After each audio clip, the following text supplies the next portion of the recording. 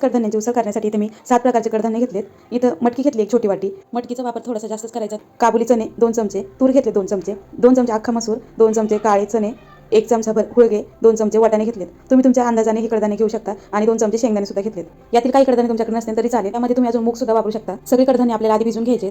मी ह्या भांड्यामध्ये पाणी घेतले, त्यामध्ये हे सगळं घालायचे आणि 1-2 पाण्याने आपल्याला आधी हे कडधान्य चांगले स्वच्छ धुवून घ्यायचे.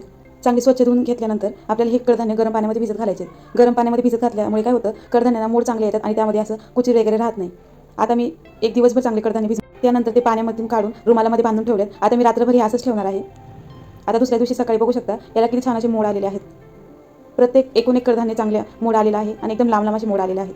तुम्ही यापासून भरपूर साऱ्या रेसिपी बनवू शकता. सॅलडमध्ये सुद्धा तुम्ही हे वापरू शकता किंवा मग याचा डोसा सुद्धा बनवू शकता. उसळ तर एक नंबर लागते याचे. कडधान्य भिजवताना जर गरम पाण्याचा वापर केला तर थंडीमध्ये सुद्धा तुम्ही एवढे असे छान मोड आणू शकता. एकदम एका रात्रीमध्ये असे मोड येतात. त्यामुळे ही ट्रिक नक्की एकदा फॉलो करून बघा. एकदम छान असे मोड येतात.